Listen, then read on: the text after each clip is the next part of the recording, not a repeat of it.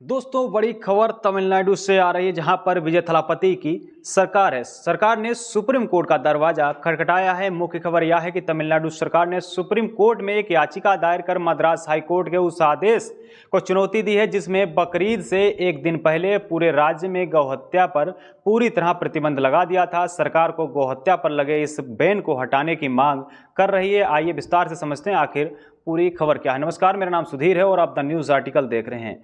तमिलनाडु के मुख्यमंत्री थलपति विजय के नेतृत्व वाली सरकार ने सुप्रीम कोर्ट में अर्जी दायर करके कहा है कि मद्रास हाईकोर्ट का आदेश गलत है और इसे रद्द कर दिया जाए। मद्रास हाईकोर्ट ने हाल ही में बकरीद से ठीक एक दिन पहले यानी 5 जुलाई को राज्य में गौहत्या पर पूर्ण प्रतिबंध लगा दिया था। कोर्ट ने यह आदेश धार्मिक संवेदनाओं और पशु क्रूरता को रोकने के आधार पर दिया था। अब थलपति विजय की सरकार इस आदेश को सुप्रीम कोर्ट में चुनौती दे रही है। सरकार का कहना है कि यह आदेश राज्य के अधिकार क्षेत्र में दखलंदाजी है और संवैधानिक प्रावधानों का उल्लंघन करता है। दोस्तों, आपको बता दें कि तमिलनाडु में गौहत्या को लेकर काफ़ी समय से विवाद चल रहा है। तमिलनाडु में गौहत्या पर पूर्ण प्रतिबंध नहीं था बल्कि कुछ शर्तों के साथ इसे अनुमति दी जाती थी, लेकिन मद्रास हाईकोर्ट ने हाल ही के एक याचिका सुनवाई करते हुए सख्त रुख अपनाया और पूरे राज्य में बैन लगा दिया। कोर्ट ने अपने आदेश में कहा था कि गायों की रक्षा करना राज्य का कर्तव्य है और धार्मिक भावनाओं का सम्मान जरूरी है। अब थलापति विजय की सरकार का तर्क है कि यह बैन किसानों, मांस व्यापारियों और इससे जुड़े हजारों लोगों की आजीविका पर सीधा असर डालेगा। सरकार का कहना है कि तमिलनाडु में मांस उद्योग काफी बड़ा है और अचानक लगाए गए इस बैन से आर्थिक नुकसान हो सकता है और होगा। सुप्रीम कोर्ट में दायर याचिका में तमिलनाडु सरकार ने मुख्य रूप से यह दलीलें दी हैं कि मद्रास हाईकोर्ट का आदेश बिना पर्याप्त सुनवाई के दिया गया है। राज्य सरकार की नीतियों में दखलंदाजी की गई है।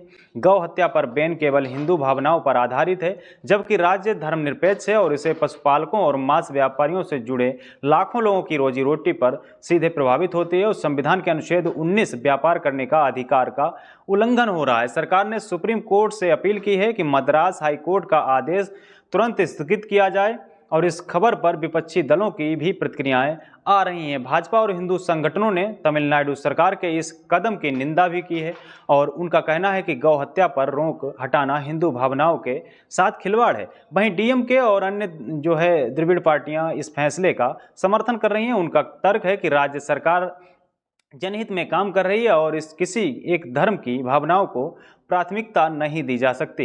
यह मुद्दा अब सिर्फ कानूनी नहीं बल्कि राजनीतिक भी बन गया है। थलपति विजय की सरकार सत्ता में आने के बाद पहली बड़ी कानूनी लड़ाई लड़ने जा रही है।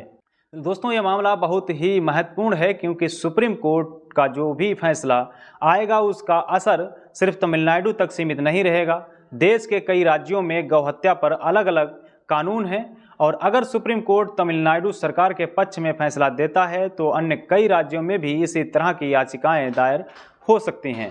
दूसरी ओर से अगर कोर्ट हाई कोर्ट के आदेश को बरकरार रखता है तो यह पशु अधिकार और धार्मिक संवेदनाओं के मामले में एक बड़ा मिसाल बनेगा। आप लोग अपनी प्रतिक्रिया कमेंट बॉक्स में जरूर दीजिएगा। द न्यूज आर्टिकल को आप सब्सक्राइब नहीं किया है तो इसको सब्सक्राइब जरूर कर लें। बेल आइकन भी दबाएं। वीडियो को ज़्यादा शेयर करें, लाइक करें, कमेंट जरूर करें। धन्यवाद।